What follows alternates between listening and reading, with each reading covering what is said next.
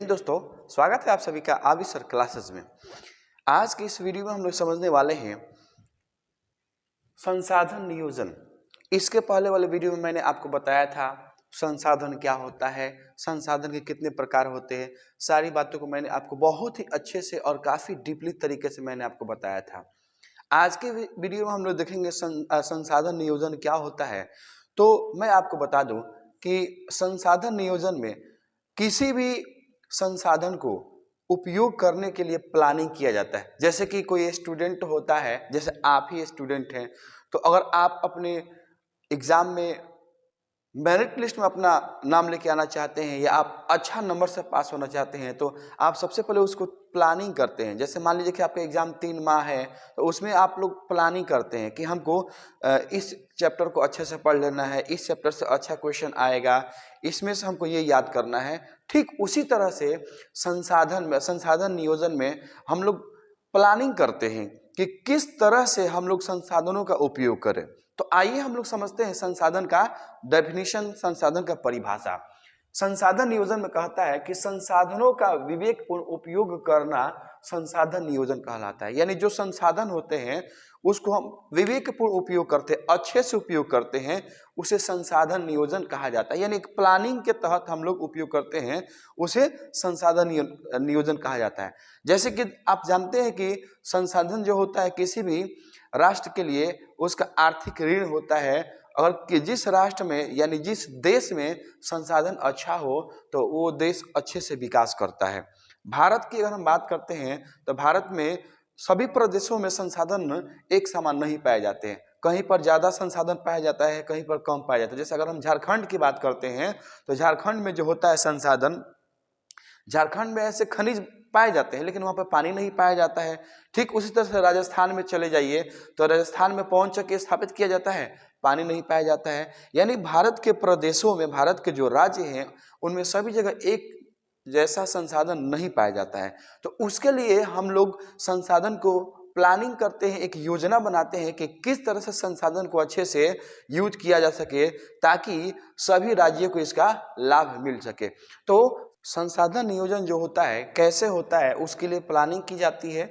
तो आइए हम लोग समझते हैं कि संसाधन नियोजन में कौन कौन से कदम उठाए जाते हैं।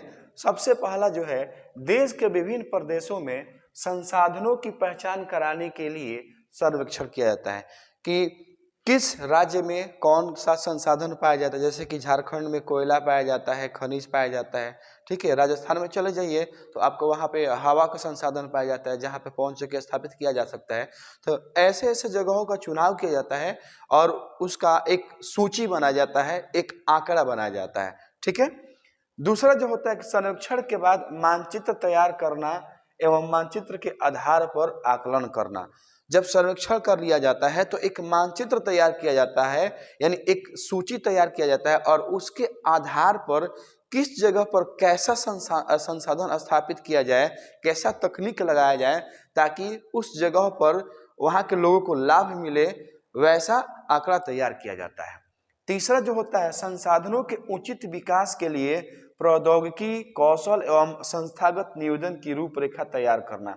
जब संसाधन की प्राप्ति हो जाती है तो उसमें तकनीक का इस्तेमाल किया जाता है, कौशल, ये जो कौशल होता है ना उसका इस्तेमाल किया जाता है और वहाँ एक संस्थान स्थापित कर दी जाती है, इंस्टीट्यूट स्थापित कर दी जाती है जिसमें लोगों को ये ट्रेनिंग दी जाती है कि संसाधनों का कैसे समुचित उपयोग करना है और अपने विवेकपूर्ण उपयोग करना है ताकि संसाधनों की बर्बादी ना हो और अच्छे से वो काफी लंबे समय तक वो चल सके। अगला है कि राष्ट्रीय विकास योजना एवं संसाधन विकास योजनाओं के मध्य समन्वय स्थापित करना। जब संसाधन का उपयोग किया जाता है तो इस तरह से उपयोग किया जाता है कि राष्ट्रीय विकास हो, यानी देश का भी विकास हो और साथ ही साथ योजनाओं के मध्य एक अच्छा समन्वय बने, यानी एक अच्छा तालमेल बने, संसाधन की ज्यादा बर्बादी भी ना हो और संसाधन को हम लोग सही से उपयोग कर ले और उसमें राष्ट्र का विकास भी हो। अगला पॉइंट जो हमारा है वो है संसाधन संरक्षण। संसाधन संरक्षण क्या होता है, आइए हम इसको समझते हैं। यानी संसाधनों का अपनी आवश्यकता के अनुसार उपयोग करना ही संसाधन संरक्षण कहलाता है। जैसे मान लीजिए कि आपके पास पानी एक संसाधन है, ठीक है। पानी एक संसाधन है और उस पानी को आपको आपको बहुत कम जरूरत है उस पानी का, लेकिन आप आवश्यकता से ज्यादा उसका इस्तेमाल करते हैं, तो समझिए कि आप उसका संरक्षण नहीं कर रहे हैं। अगर आपको एक बाल्टी पानी की जरूरत है तो आप उससे एक बाल्टी से थोड़ा सा कम पानी से अपना काम चला लीजिए, थोड़ा सा पानी बचा लीजिए, तो उसको बोलते हैं कि अपनी आवश्यकता के अनुसार संसाधन का उपयोग करना और उसका संरक्षण करना। ठीक है। संसाधन संरक्षण के संबंध में बहुत सारे व्यक्तियों ने अपना अपना तर्क दिया, जिनमें से मैं आपको कुछ व्यक्तियों का तर्क बता रहा हूं, यानी कुछ सुझाव उन्होंने दिया था, उन सुझावों को मैं आपको बता रहा हूं। सबसे पहला सुझाव दिए थे महात्मा गांधी जी ने। उन्होंने कहा था कि हमारे पास पेट भरने के लिए बहुत कुछ है, लेकिन पेटी भरने के लिए नहीं, पेटी भरने के लिए नहीं। कहने का मतलब कि हमारे पास तो संसाधन बहुत सारा है, लेकिन उन संसाधनों का हम लोग समुचित उपयोग नहीं कर पाते हैं, सही से प्रयोग नहीं कर पाते हैं।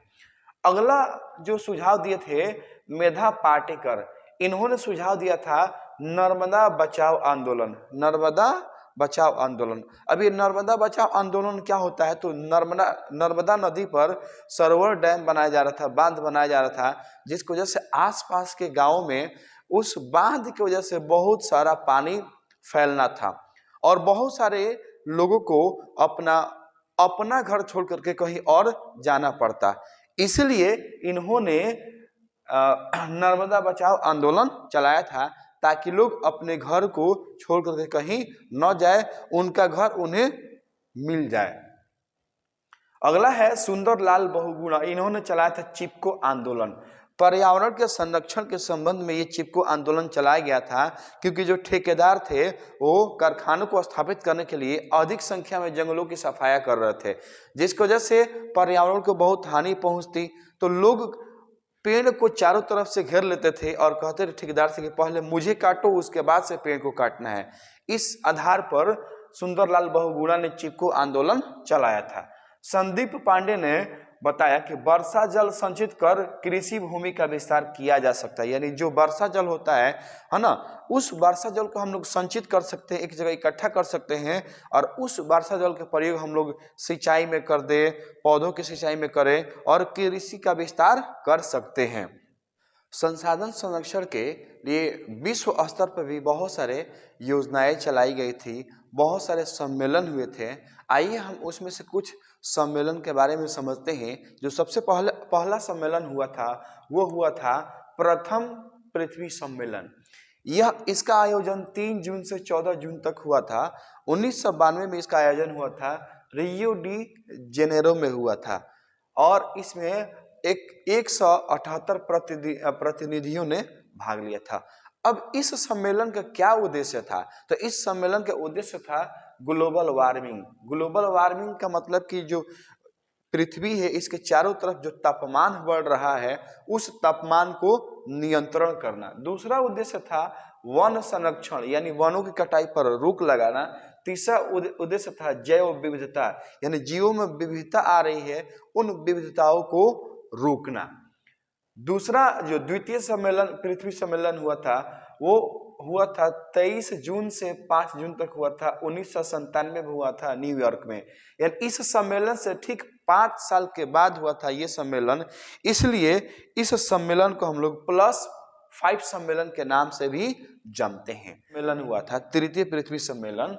इसका आयोजन 26 अगस्त से 4 सितंबर तक हुआ था और ये 2002 में हुआ था यह सम्मेलन, है ना। ये जो सम्मेलन हुआ था जोहान्सबर्ग में हुआ था और इस सम्मेलन में 2000 प्रतिनिधियों ने 150 धाराओं पर सहमति दी थी, यानी 2000 प्रतिनिधि इसमें भाग लिए थे और उन्होंने 150 धाराओं पर अपना सहमति जताई कि इसमें जो भी निर्णय लिया जाएगा उसको हम लोग मानेंगे।